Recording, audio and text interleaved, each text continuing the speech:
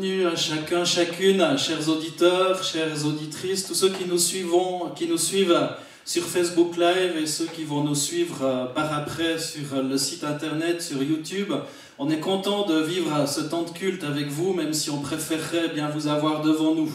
Mais là, vous nous voyez, j'espère que vous allez être encouragés, que vous allez être bénis, parce qu'on va vous présenter aussi ce temps de louange, ce temps d'adoration. Aussi, j'ai un message pour vous encourager, j'espère que vous pourrez écouter jusqu'au bout. Alors, on vous avait annoncé un culte depuis notre salon, depuis chez nous, mais on a fait des tests et l'image n'était pas satisfaisante et on a obtenu l'autorisation, vu qu'on n'est qu'en famille, de faire ce culte depuis ce lieu, depuis cette église. Alors que Dieu vous bénisse et bon temps de culte, bon temps d'adoration, bon temps de louange. À bientôt, je vous rejoins pour la prédication. Et oui, bonjour à vous tous qui nous suivez en ce moment en live sur Facebook. Bonjour à vous tous qui visionnez cette vidéo en différé. Oui, c'est aussi ma prière que Dieu vous bénisse dans ce moment de culte. Pour commencer, j'aimerais vous lire quelques versets de la Bible. Au psaume 92, les versets 1 à 3. Le psaume 92, les versets 1 à 3. Psaume. Chant pour le jour du sabbat. Il est bon de te louer, Éternel, et de célébrer ton nom très haut, d'annoncer le matin ta bonté et pendant les nuits ta fidélité. Relisons ce psaume ensemble. Psaume, chant pour le jour du sabbat.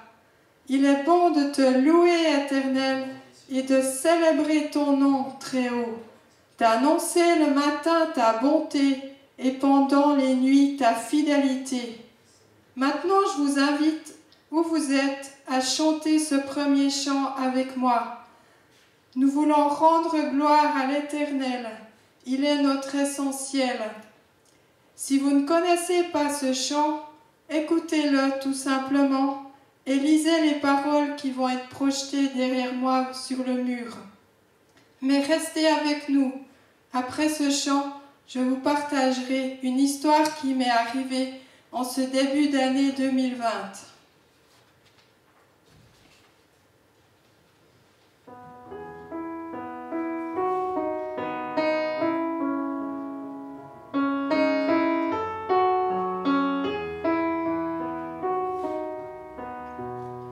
Je viens t'offrir, Seigneur, ce que j'ai de meilleur. Je viens t'offrir ma vie. Oui, à toi, Jésus-Christ. Et même si je suis fragile, et même si c'est difficile, je chanterai gloire à l'Éternel. Je chanterai louange à son nom. Je chanterai Dieu, mon essentiel. Je chanterai en l'honneur de son nom. Je viens te dire, Seigneur, que tu es mon bonheur. Non, rien ne peut détruire notre bel avenir. Et même si je suis fragile, et même si c'est difficile, je chanterai gloire à l'Éternel. Je chanterai louange à son nom. Je chanterai Dieu, mon essentiel. Je chanterai en l'honneur de son nom.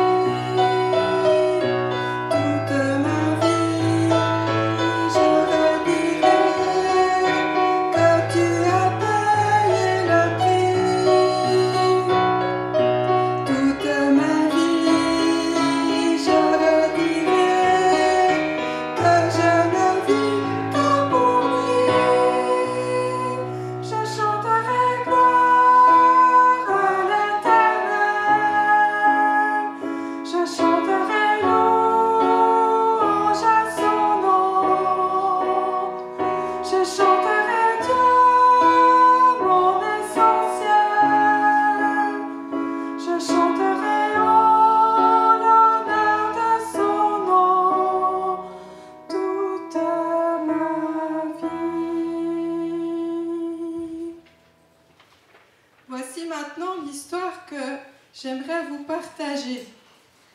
J'aime beaucoup observer tout ce qui se passe autour de moi. Durant les mois de janvier et février, j'ai reçu 3 clins d'œil du Seigneur. Vous me direz, mais c'est quoi un clin d'œil du Seigneur? C'est des instants de vie où tout à coup, nous sentons que Dieu est en train de nous parler. Il peut nous parler au travers de la Bible, la parole de Dieu. Il peut nous parler aussi au travers de la nature, sa création. D'autres fois, il utilise d'autres personnes pour nous parler. Dans ces clins d'œil, il nous rappelle que Dieu, oui, il est présent dans notre quotidien. Alors voici le premier clin d'œil. En janvier, j'ai été surprise de découvrir sur le balcon de notre cuisine une fleur, une rose rose. Surprise de découvrir une fleur en plein hiver, mais aussi surprise de découvrir une rose rose sur un rosier qui a donné tout le temps jusqu'à présent des fleurs blanches. Deuxième clin d'œil. Début février, une amie me fait un cadeau surprise. Elle m'offre une aquarelle qu'elle a peinte elle-même. Dessus est peint un magnifique bouquet de fleurs. Et là, je découvre tout de suite, au milieu du bouquet, un bouton de rose rose. Au-dessus du bouquet, elle a peint cette promesse: Dieu est fidèle. Troisième clin d'œil. Une semaine après avoir reçu ce cadeau de mon ami, cette aquarelle, en allant faire mes courses à Martigny, je découvre une énorme affiche sur laquelle il est écrit « Dieu est fidèle », la Bible. Oh là, je dis au Seigneur, oui, tu es vraiment en train de me rappeler que tu es fidèle. Merci. Aujourd'hui, dans les circonstances que nous vivons, je m'appuie sur cette promesse. Dieu est fidèle. À bien des reprises dans notre famille, dans le passé, nous avons expérimenté la fidélité de Dieu. Aujourd'hui, nous expérimentons encore la fidélité de Dieu. Et j'ai foi, j'ai confiance en Dieu que dans le futur, il va continuer d'être fidèle. Et en ces temps compliqués, surprenants, troublants, je vous invite vous aussi à compter à 100% sur la fidélité de Dieu. Comme cette fleur qui a fleuri en plein hiver, Dieu est capable de faire des choses surprenantes dans la difficulté. Nous allons continuer de louer Dieu, de lui rendre gloire. Et après ces 2 chants, Philippe vous partagera la parole, donc restez avec nous pour pouvoir l'écouter.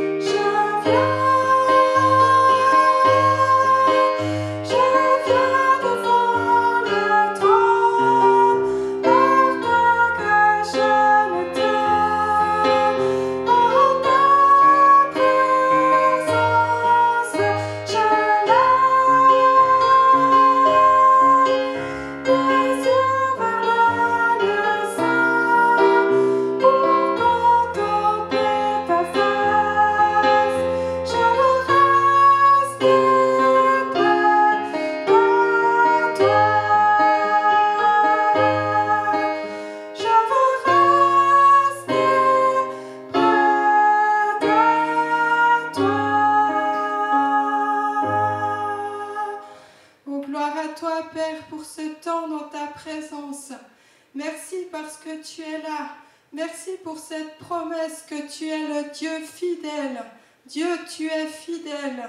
Et j'ai foi en toi, nous avons foi en toi, que tu vas répondre à nos prières. Que ton nom soit glorifié, que ton nom soit béni, Père. Amen. Alléluia, béni soit le nom du Seigneur pour ce temps de louange qu'on vient de vivre les uns avec les autres. Ça fait du bien de pouvoir célébrer Dieu. Bienvenue à ceux qui nous ont rejoints sur Facebook Live et bienvenue aussi à ceux qui nous suivront tout à l'heure sur notre site internet et sur YouTube dès 14h aujourd'hui. Donc on est content de vous offrir quand même ce temps de culte, ce temps, même si on n'est pas les uns avec les autres, on est les uns avec les autres de façon virtuelle, mais quand même bien réelle, parce que l'Esprit de Dieu eh bien, nous unit, j'en suis persuadé. Alors on a eu l'autorisation ce vendredi de faire quand même le culte, vu qu'on n'est que des membres de ma famille, de vivre ce temps de culte ici et de vous l'offrir, de le filmer ici, c'est plus simple, c'est aussi meilleur, on a aussi plus de place pour filmer et pour vous offrir un meilleur son.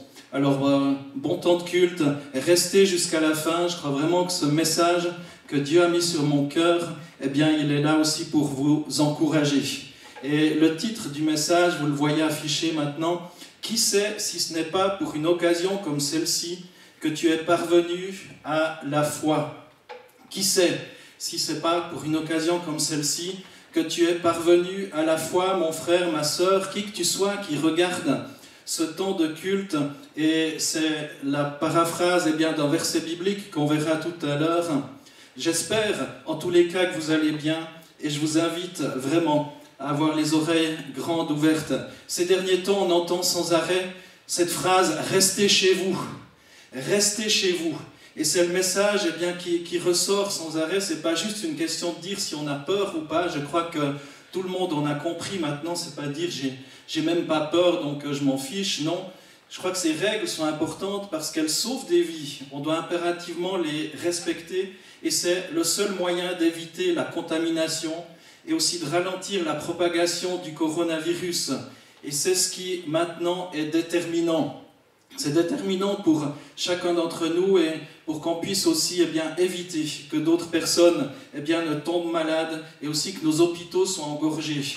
Si le virus se propage trop rapidement, les unités de soins intensifs, nos hôpitaux seront surchargés, les conséquences peuvent être dévastatrices. Alors je vous invite vraiment à avoir une attitude aussi respectueuse des autres. On est tous concernés. Et on est là aussi pour prier les uns pour les autres, on est là pour prier aussi pour les services médicaux, on est là pour bénir nos autorités aussi qui doivent prendre des décisions qui sont peut-être impopulaires. Certains trouvent qu'ils vont pas assez loin, d'autres trop loin, mais bénissons nos autorités afin qu'ils prennent de sages décisions et aussi qu'ils soient fortifiés dans leur santé. J'imagine que les heures de sommeil doivent être peu nombreuses. Comme introduction encore, j'aimerais vous lire un message qu'un ami a posté sur Facebook. Un message d'une personne qui a déménagé il y a maintenant 6 semaines à Rome et qui va écrire ceci. C'est un Suisse qui écrit ça, comme beaucoup d'autres. J'ai un peu rigolé quand on a commencé à parler du coronavirus et quand des premières restrictions ont été imposées au nord de l'Italie. J'ai dit on fait une grande histoire pour pas grand-chose. Puis j'ai vu le développement, les mesures courageuses que les autorités italiennes ont prises. Et j'ai vu avec horreur comment les pays qui nous entourent, et les Suisses en particulier, ont regardé l'Italie avec condescendance, ces touristes, avec un système de santé archaïque, débordés au moindre petit rhume. Depuis ici, nous voyons le Titanic foncer sur l'iceberg, et vous dansiez insouciants. Depuis quelques jours, heureusement, nous voyons un changement, mais s'il vous plaît, n'attendez pas un jour de plus, restez chez vous. Et c'est bien, vous nous suivez en live maintenant sur Internet. Et il poursuit, cet ami sur Facebook, le Conseil fédéral veut croire que les Suisses sont des gens responsables et sont capables de se mobiliser sans que l'on impose des contraintes trop strictes. Donnez-lui raison. Tous les soirs, vous sortez sur vos balcons pour applaudir les soignants, c'est bien, mais le meilleur moyen de les aider, et de leur rendre hommage et de rester chez vous. Je crois plus que vous pourrez éviter une situation à l'italienne. Je ne crois plus que vous pourrez éviter une situation à l'italienne. Mais vous pouvez la minimiser. Rester chez vous. Alors c'est vrai que c'est peut-être pas évident d'être confiné chez soi. C'est peut-être désagréable, on n'a pas l'habitude. On a l'habitude d'avoir notre liberté et d'en jouir. Et c'est bien ainsi. Je crois qu'il s'agit aussi d'être en bénédiction pour les autres. Et c'est là où je veux en venir avec mon message. En ces temps inédits d'incertitude, on souhaite faire honneur à notre nom, le nom de cette église que je sers depuis bien des années, depuis 13-14 ans, qui s'intitule Église Source de Vie. Et je crois qu'on est appelé à être une source de vie et pas être une source de mort. Même en confinement, je crois que cela reste possible. Soyons pleins d'encouragement, d'amour pour nos proches, pour nos frères, pour nos sœurs, nos familles, nos collègues, peut-être des clients, peut-être des voisins, pour toutes les personnes malades, ceux qui passent par le deuil, pour nos autorités, pour les services sanitaires. Soyons des bénédictions, continuons à prier, en particulier pour que cette pandémie ne se rajoute pas aux difficultés déjà existantes, pour les plus vulnérables et qu'ils en soient préservés. Il y a certainement des détresses économiques qui vont ressurgir. On n'a pas l'habitude dans notre pays où on a quand même une vie relativement facile, ou en tout cas on avait une vie relativement facile jusqu'à aujourd'hui. Alors soyons des bénédictions, soyons source de vie pour celles et ceux qui en ont besoin. Et je crois que c'est pour ça que nous existons, c'est pour ça que Dieu a investi dans notre vie. Il y a un verset du livre d'Esther dans la Bible qui trotte dans ma tête depuis quelques jours et c'est le thème de mon message. Vous le voyez affiché dans Esther 4, verset 14. D'ailleurs, qui sait si ce n'est pas pour une occasion comme celle-ci que tu es parvenu à la royauté. C'est son oncle qui a dit ça à Esther, qui était parvenue reine. Elle lui a dit, mais qui sait si ce n'est pas pour une occasion comme celle-ci que tu es parvenu à la royauté. Et ce matin, j'aimerais nous défier tous. Qui sait si ce n'est pas pour une occasion comme celle-ci que tu es parvenu à la foi. Qui sait? Tu as certainement un rôle à jouer en te plaçant devant Dieu, peut-être en te mettant à genoux pour la première fois devant Dieu et en lui demandant, en l'implorant, mais Seigneur, qu'est-ce que tu veux que je fasse? Beaucoup de personnes se posent la question de l'utilité de leur vie, de quel est le but, quel est le sens de la vie. Et je crois qu'avec cette pandémie, eh bien, déjà vous avez cette capacité de vous mettre à genoux et de demander au roi des rois, au Seigneur des seigneurs, sa volonté. Esther, à qui était adressé ce texte, eh bien, était très confortablement assise dans un palais. Elle était la femme du roi de Perse.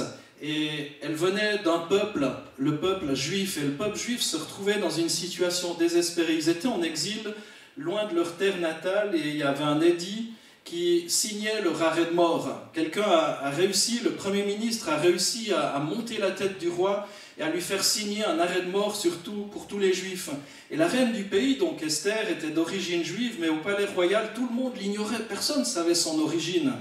Elle était tranquille dans son harem où il y avait une multitude de serviteurs, de servantes qui prenaient soin d'elle, et elle se doutait de rien et elle vivait paisiblement. Son oncle, Mardoché, lui fit connaître la situation afin qu'elle puisse intercéder auprès du roi. Qui mieux que la reine pouvait aller vers le roi pour lui dire « Mais stop maintenant, arrête ce meurtre qui est programmé ». Et cependant, même qu'elle était reine, il y avait une loi qui lui interdisait eh bien, d'aller vers le roi si le roi ne l'invitait pas. Tout reine qu'elle était, elle ne pouvait pas s'approcher du roi. Et Mardoché, donc son oncle, va l'inciter au courage en lui faisant réaliser que son accès au pouvoir, en devenant l'épouse du roi Assuérus, avait un but précis, secourir son peuple. Et il y a dit d'ailleurs, qui sait si ce n'est pas pour une occasion comme celle-ci que tu es parvenu à la royauté. Moi je vous répète, qui sait si ce n'est pas pour un temps comme celui-ci que vous êtes parvenu là où vous êtes aujourd'hui. Je me pose la question pour moi. C'est vrai que quand tout roule, c'est facile de parler de la foi, c'est facile de parler eh bien, de versets d'encouragement. Et aujourd'hui, on est défié plus que jamais dans notre foi. Vous êtes unique à travers votre histoire. Vous êtes unique, toutes celles et ceux qui nous écoutez, qui vont écouter ce temps de culte, ce message. Vous êtes unique à travers votre histoire, à travers votre couleur, à travers votre âge, à travers vos souffrances, à travers vos joies. Personne d'autre peut faire ce que vous êtes appelés à faire. Et laissez-moi vous dire, et c'est mon premier point, que Dieu n'est pas sourd ni insensible à votre situation. Dans le texte d'Ésaïe, chapitre 59, verset 1, on lit ceci: « Non, la main de l'Éternel n'est pas devenue trop courte pour sauver, ni son oreille trop dure pour entendre. » Dieu n'est pas sourd ni insensible à votre, à notre situation. La main de l'Éternel n'est pas devenue trop courte pour sauver aujourd'hui. Son oreille n'est pas trop dure pour entendre. Il n'a pas besoin d'appareil auditif. Vous pouvez crier à lui, vous pouvez parler même doucement, il va entendre. Que vous soyez cantonné chez vous, que vous marchiez dans la nature, Dieu n'est pas sourd pour entendre. La main de l'Éternel n'est pas trop courte pour sauver. Et dans l'évangile de Matthieu, au chapitre 6, versets 25 à 34, on va lire, pas tous les versets, mais quelques versets ce matin.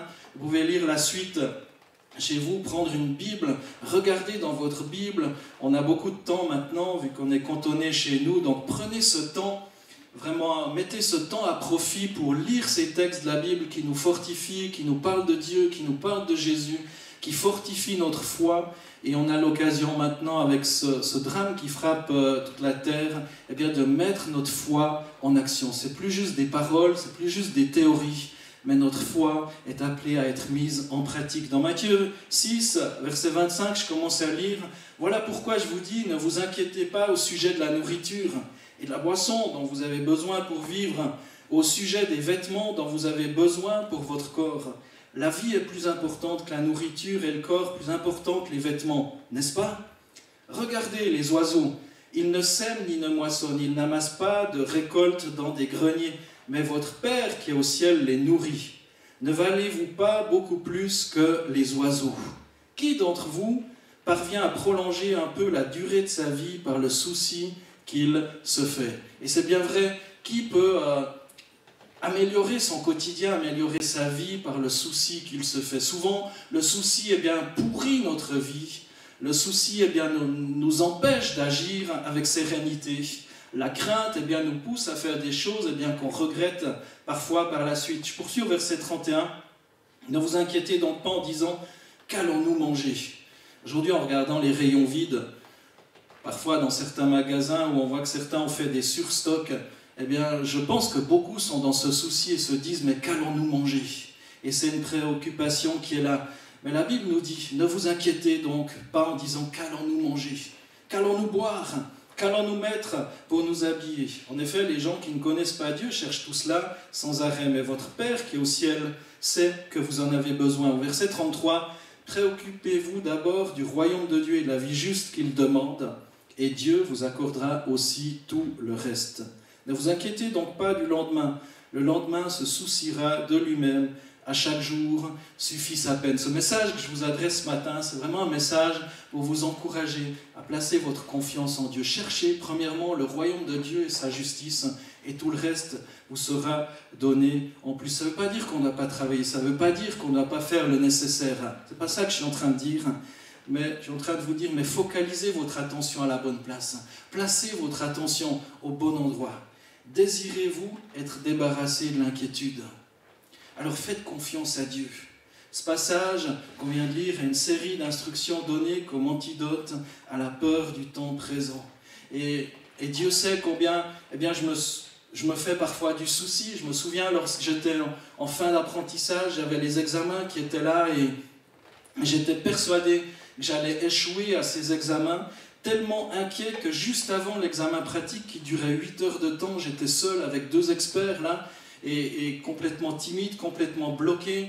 J'ai fait un apprentissage de boulanger-pâtissier, un jour de pratique de boulangerie, un jour de pratique de pâtisserie, et là j'étais complètement paralysé. Je me souviens, juste avant l'examen, j'ai dû courir aux toilettes pour vomir, tellement j'étais stressé, tellement j'étais bloqué, tellement j'étais paralysé. Et pendant toute la journée, j'étais complètement stressé, complètement sûr que j'allais échouer. Et finalement, j'ai fait ces examens, les examens théoriques, et j'ai eu un super résultat. Et qui de vous, par ces inquiétudes, peut faire un meilleur résultat? Les inquiétudes, au contraire, je pense, m'ont pourri cet examen, m'ont pourri l'existence à ce moment-là. Et je vous encourage vraiment à placer votre confiance en Dieu, à vous préoccuper du royaume de Dieu et de la vie juste qu'il demande. Et Dieu vous accordera aussi tout le reste. Priez que Dieu vous aide, parce qu'il n'est pas insensible à votre situation, il n'est pas sourd à votre situation. Avez-vous l'habitude de dire, mais de toute façon s'inquiéter c'est humain, c'est vrai peut-être, mais n'oubliez pas que c'est aussi une faiblesse qui vole la paix dans votre cœur, qui vous paralyse, qui vous empêche peut-être même d'être efficace et de prendre des décisions sages, des décisions réfléchies. Misez plutôt sur Dieu, recherchez sa présence. Vous avez le temps, peut-être vous êtes bloqué à la maison, mettez ce temps à profit. Le fait de s'inquiéter ne peut pas changer notre situation et nous apporte strictement rien. En tout cas, c'est ce que j'ai vu dans l'expérience de ma vie. Alors il y a une deuxième chose, si Dieu n'est pas sourd ni insensible à notre situation, je crois qu'il souhaite aussi qu'on place en lui notre confiance. Alors, il y a ce papier toilette qui est devenu un symbole de sécurité. Les gens sont là, mais je crois qu'il est vraiment temps de se tourner vers le Seigneur. Ce n'est pas le papier toilette qui va vous apporter la sécurité, mais c'est si vous placez votre confiance en Dieu. Placez votre confiance dans le Seigneur. Placez votre confiance dans le Seigneur. C'est tellement important. J'aime tellement le psaume 91. C'est une prière de confiance où l'auteur décide, malgré ses difficultés, de lâcher prise en regardant à celui qui tient nos vies dans sa main. Il est vraiment temps de se tourner vers le Seigneur, celui qui tient nos vies dans sa main. Je vais lire un extrait de ce psaume 91, là aussi. Prenez le temps de le lire, le méditer. Je commence à partir du verset 1. « Celui qui se met à l'abri du Dieu très haut se repose à l'ombre du Tout-Puissant. Il dit au Seigneur, tu es mon abri, tu me protèges avec puissance. Tu es mon Dieu, j'ai confiance en toi. Oui, c'est Dieu qui te délivre des pièges du chasseur. Il te guérit de la peste qui tue. » Quel beau verset approprié pour ce qu'on vit aujourd'hui. C'est lui. C'est lui. David, qui a écrit ce psaume, pouvait dire « Tu es mon abri, tu me protèges avec puissance, tu es mon Dieu, j'ai confiance en toi. » Oui, c'est Dieu qui te délivre des pièges du chasseur, il te guérit de la peste qui tue. Verset 4. Il te couvre de ses ailes, et tu te réfugies près de lui comme un poussin sous les ailes de sa mère. Oui, sa fidélité te protège comme un bouclier. Alors tu n'auras peur de rien, ni des dangers de la nuit, ni des flèches lancées en plein jour, ni de la peste qui avance dans l'obscurité, ni du malheur qui frappe en pleine lumière. Je prie vraiment pour chacun d'entre nous, pour vous aussi, mes amis qui écoutez ce message, vraiment que tu n'aies plus peur, que tu puisses placer ta confiance en Dieu, que tu puisses arrêter de t'inquiéter. S'inquiéter, c'est miser sur un problème qui n'arrivera peut-être jamais. C'est comme cet exemple que je vous ai raconté pour mes examens de fin d'apprentissage. J'étais persuadé que j'allais louper, j'étais persuadé que je n'étais pas à la hauteur et pourtant j'avais fini premier du canton aux examens. Quelle stupidité! Quelle stupidité de s'inquiéter de la sorte alors que peut-être Dieu vous dit mais non, tu es capable. Tu es capable, arrête de t'inquiéter, c'est possible. Ça vole votre joie du temps présent. Misez plutôt sur Dieu et vivez la paix. Il y a des choses qui sont plus importantes aussi que d'autres. Visez sur l'essentiel. Choisissez bien de vous appuyer sur Dieu. Dans le texte de Lamentation, chapitre 3, versets 21 à 23, vous pouvez lire avec moi ce texte. « Voici ce que je veux repasser en mon cœur. Ce pourquoi j'espère, c'est que la bienveillance de l'Éternel n'est pas épuisée et que ses compassions ne sont pas à leur terme. Elles se renouvellent chaque matin. Grande est ta fidélité. » Waouh! Est-ce que ça vous impressionne? J'aimerais vous entendre. Ce ne sera pas possible de vous entendre ce matin, mais qu'est-ce que j'aimerais vous entendre? Voici ce que je veux repasser dans mon cœur. Ce pourquoi j'espère, c'est que la bienveillance de l'Éternel n'est pas épuisée et ses compassions ne sont pas à leur terme. Elles se renouvellent chaque matin. Grande est ta fidélité. Chaque matin, Dieu remplit les rayons de sa bonté. Comme celles et ceux qui remplissent les rayons des magasins maintenant parce que, on est peut-être inquiet et on consomme plus chaque matin. Et là, laissez-moi vous dire qu'il n'en manque jamais dans les rayons. Il n'en manque jamais dans les rayons du Seigneur, c'est toujours plein. Sa grâce, sa bonté n'est jamais épuisée, elle se renouvelle chaque matin. Grande est ta fidélité. Il y en a pour tous. Même si celui qui a passé avant vous en a pris tout plein, il en reste encore des montagnes, des wagons inépuisables. Cette bonté du Seigneur se renouvelle pour toi qui écoute ce message. Comment rester debout lorsque tout s'effondre autour de nous? On peut se dire, moi je suis vraiment abasourdi de voir les centaines de morts chaque jour. On arrive à 700-800 morts chaque jour en Italie et en Suisse, il y en a déjà quelques-uns, mais par la grâce de Dieu, pas autant, mais on ne souhaite jamais ça. Mais je suis abasourdi de voir toutes ces personnes qui meurent dans le monde de par cette maladie qui frappe notre monde à l'heure actuelle. Comment rester debout quand tout s'effondre autour de nous? Je crois que la réponse se trouve dans la Bible toujours, qui fortifie notre foi, qui nous encourage. Je ne suis pas en train de minimiser ce qui se passe dans le monde. Écoutez jusqu'au bout et vous verrez vraiment aussi que Dieu a quelque chose pour nous fortifier dans ces temps d'épreuve. Dans Ésaïe 40, verset 31, il écrit « Mais ceux qui mettent leur espoir dans le Seigneur retrouvent des forces nouvelles. » Peut-être tu es fatigué, peut-être tu as une maladie, peut-être tu as des soucis, peut-être tu es chef d'entreprise et tu te dis « Mais comment je vais payer mes salariés? Comment je vais réussir à faire vivre mon entreprise ?» Ceux qui mettent leur espoir dans le Seigneur retrouvent des forces nouvelles. Ils s'envolent comme des aigles, ils courent sans se fatiguer, ils avancent sans s'épuiser. Place ta confiance dans le Seigneur. Place ta confiance dans le Seigneur. regarde à Jésus. Donc si Dieu n'est pas sourd ni insensible à notre situation, il souhaite aussi qu'on place en lui notre confiance. Et ce que j'aimerais dire comme troisième et dernier point, c'est que Dieu sera avec toi dans la détresse. Dieu est avec toi dans la détresse. La vérité que proclame le psaume 91, c'est qu'aucun mal n'atteint l'enfant de Dieu et aucun mal ne peut porter atteinte à sa vie, à sa joie éternelle. Dieu changera ses maux en bien. Vous me direz, mais alors pourquoi tous ces curés, ces pasteurs, ces gens, ces hommes, ces femmes de Dieu, ces croyants sont morts? C'est contradictoire avec la parole de Dieu. Écoutez, écoutez aussi. Regardez à l'exemple de Jésus aussi. Cette vérité est un enseignement pour nous préparer aussi pour la suite. Pour nous préparer pour ce qui va venir. Et ce que j'aimerais dire, mais est-ce que tu es prêt ce matin? Est-ce que tu es prêt ou aujourd'hui, ou lorsque tu écouteras ce message, est-ce que tu es prêt à la rencontre de ton Dieu? Est-ce que tu es prêt? Jésus, lui qui est l'exemple suprême, a souffert aussi dans le jardin de Gethsémane. Il était tellement stressé, effrayé par ce qui venait face à lui, bien qu'il transpirait des gouttelettes de sang. Je ne sais pas si vous imaginez l'état de stress dans lequel Jésus-Christ, notre Seigneur, se trouvait. Mais il connaissait aussi le psaume 91. Il connaissait toute la parole de Dieu. Même s'il se faisait torturer, cloué à la croix, Dieu lui disait toujours « Aucun mal ne t'arrivera ». Il savait qu'une joie lui était réservée et que cette joie serait infiniment plus grande que la douleur par laquelle il était appelé à passer. Alors il a pu tenir. Mais même dans le jardin de Gethsémane, il a dit à Dieu, à son Père, « Père, si c'est possible que cette coupe s'éloigne de moi. Mais toutefois, non pas ma volonté, mais la tienne. » Dieu est avec toi dans la détresse, en la personne de Jésus-Christ aussi. Et il voit plus loin que ce qu'on voit à l'heure actuelle.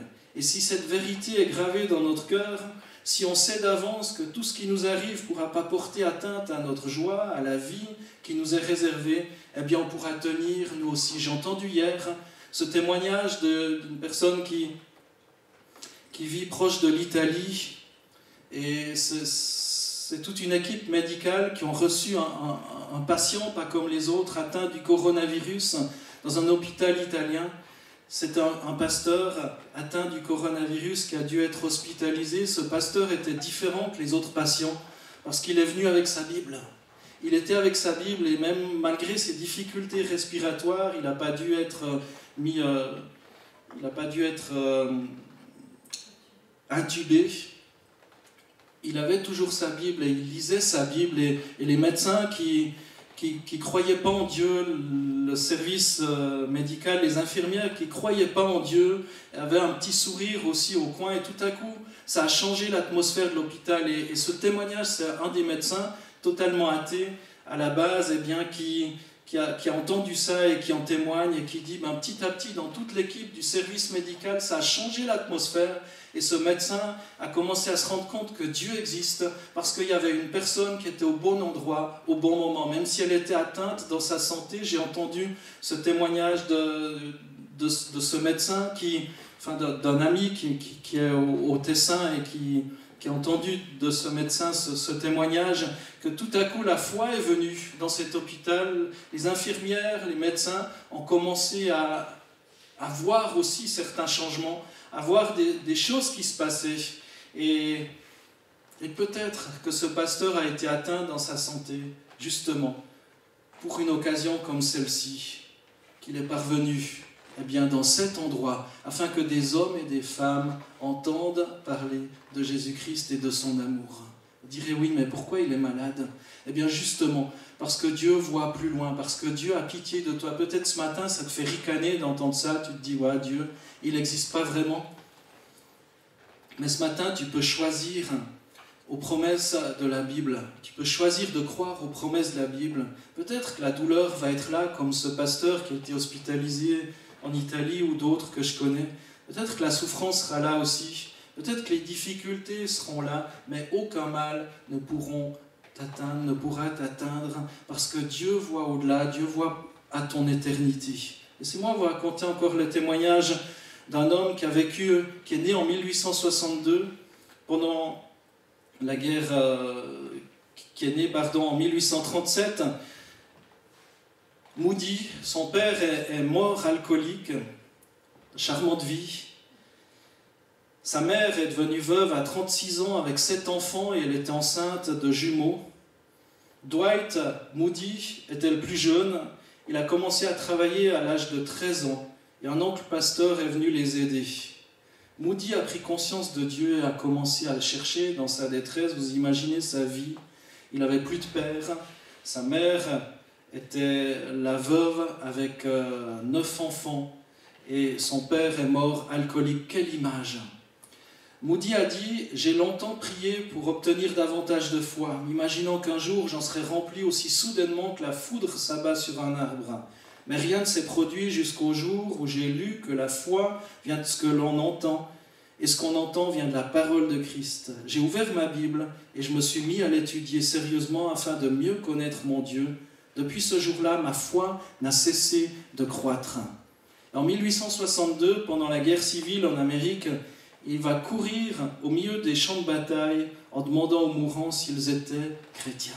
Là, au milieu du champ de bataille, alors que des centaines, des milliers de personnes mouraient sur ce champ de bataille, Moody va courir vers ces gens en disant « Mais est-ce que tu es chrétien ?» Il va prier pour eux, va leur partager la foi, alors qu'ils sont là en train de mourir parce qu'ils voyaient au-delà, ils voyaient plus loin, ils voyaient sur ces hommes qui avaient besoin de se repentir, qui avaient besoin d'accepter Christ afin qu'ils passent l'éternité avec leur Dieu. Et ce que j'aimerais vous laisser ce matin, ce que j'aimerais vous laisser au travers de ce message, si vous l'écoutez à un autre moment, c'est ce texte d'Esther, Esther 4,14. D'ailleurs, qui sait si ce n'est pas pour une occasion comme celle-ci que tu es parvenu à la royauté. Et j'aimerais remplacer le mot royauté parfois. Qui sait si ce n'est pas pour une occasion comme celle-ci que tu es parvenu à la foi. Ce matin, Dieu t'interpelle. Aujourd'hui, Dieu t'interpelle. Alors que tu écoutes ce message, Dieu t'interpelle.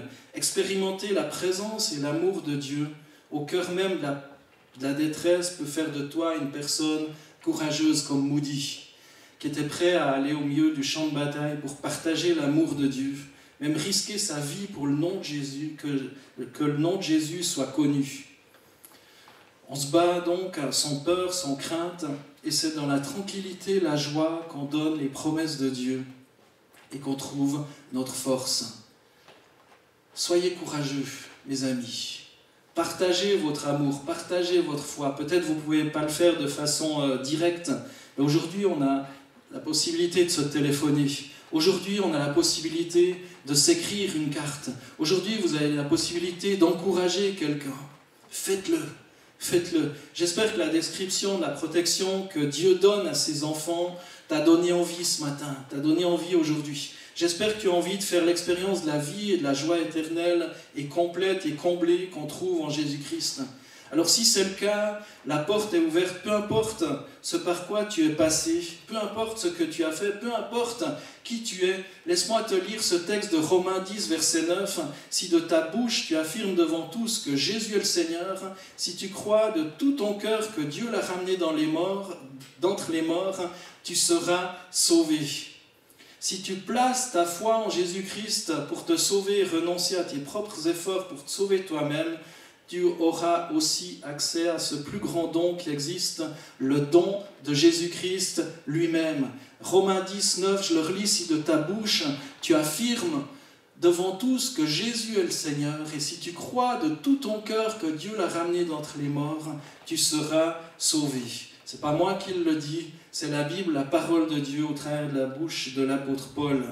Donc, ce matin, si Dieu n'est pas sourd ni insensible à votre situation, il souhaite que je place ma confiance, notre confiance, qu'on place notre confiance en Dieu. Et j'aimerais te rappeler que Dieu veut être avec toi dans cette détresse, quelle qu'elle soit. Que ce soit la maladie, que ce soit ce virus, que ce soit d'autres choses, Dieu est avec toi dans la détresse. Et j'aimerais prier pour toi ce matin. Peut-être tu es en train de perdre la foi. Qui sait si ce n'est pas pour une occasion comme celle-ci que tu es parvenu à la foi. Je vais prier pour vous. Je vais vous bénir, vous encourager. Je ne connais pas vos vies. Vous pouvez nous écrire aussi vous pouvez m'envoyer un message aussi. Et on aimerait aussi, même si vous avez besoin de parler à quelqu'un, vous pouvez me téléphoner, vous pouvez trouver toutes les coordonnées sur notre site internet, nous contacter de différentes manières. Mais en tous les cas, on aimerait être une source d'encouragement et de bénédiction pour vous. Seigneur Dieu Tout-Puissant, Seigneur, tu connais celles et ceux qui ont besoin particulièrement de toi d'être encouragés. Seigneur, tu nous défies ce matin.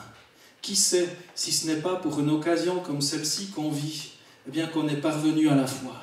Seigneur, bénis tous ces hommes, ces femmes, des jeunes, des moins jeunes qui entendent ce message, que leur foi soit encouragée. Seigneur, que tu les bénisses, que tu les encourages, que la foi puisse naître. Peut-être ceux qui sont en train de dire « mais je ne crois plus en Dieu ». Avec tout ce qui se passe, ces gens qui meurent à l'appel, je ne crois plus en Dieu. Mais ce matin, Dieu aimerait fortifier ta foi. Dieu aimerait que tu regardes à lui. Dieu aimerait que tu regardes, que tu considères aussi sa souffrance. Alors qu'il est venu donner sa vie, tout le monde l'ont rejeté. Et aujourd'hui encore, on le rejette. Considère l'amour de Dieu pour toi. Si de ta bouche tu affirmes devant tous que Jésus est le Seigneur, si tu crois de tout ton cœur que Dieu l'a ramené d'entre les morts, tu seras sauvé. Que Dieu vous bénisse. Et on va encore prendre un chant et terminer ce temps de culte de cette manière.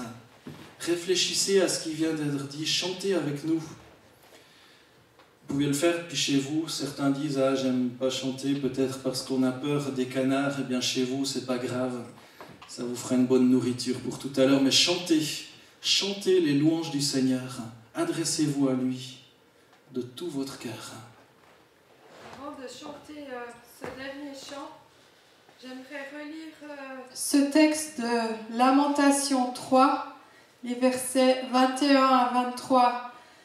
Et ma prière pour vous tous, c'est que ces versets soient vraiment un pain de vie pour tous les jours de cette semaine qui s'ouvre à nous. Que chaque matin vous puissiez méditer ce passage et vous approprier ces promesses de foi. Voici ce que je veux méditer pour garder espoir. Les bontés de l'Éternel ne sont pas épuisées. Ses compassions ne prennent pas fin. Elles se renouvellent chaque matin. Que ta fidélité est grande.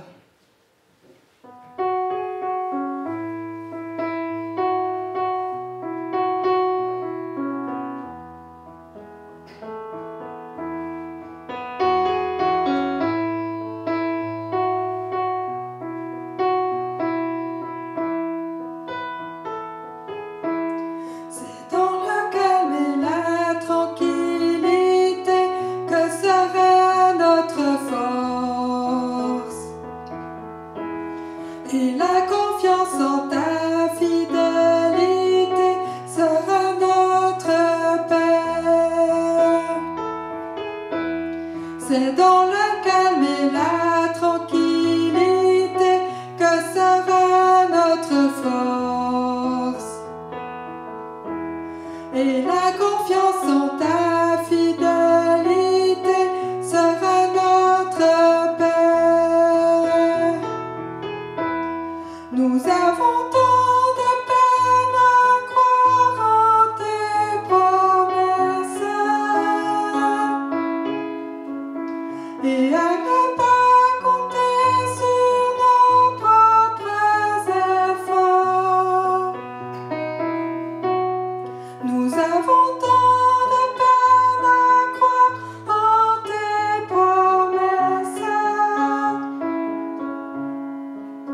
et à ne pas compter sur nos propres efforts. C'est dans le calme et la tranquillité que sera notre force. Et la confiance en ta fidélité sera notre paix. Car tu attends de nous révéler ta tendresse et de convaincre nos cœurs de ta compassion. car tu attends de nous révéler ta tendresse et de convaincre nos cœurs de ta compassion. C'est dans le calme et la tranquillité que sera notre force et la confiance en ta fidélité sera notre paix. Oui, Seigneur, c'est dans le calme et la tranquillité que sera notre force et la confiance en ta fidélité sera notre paix.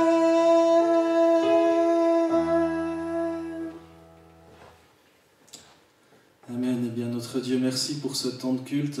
Que ton nom soit loué, béni, adoré. Merci, Seigneur, encore d'être celui qui sauve.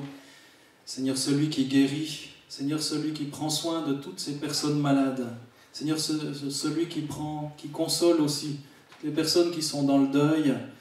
Seigneur, oui, viens au secours de notre monde, Seigneur, et que de nombreuses personnes vraiment puissent apprendre à te connaître ton amour. Seigneur, tu es le consolateur aussi. L'Esprit est le consolateur. Eh bien, béni sois-tu, Dieu Tout-Puissant.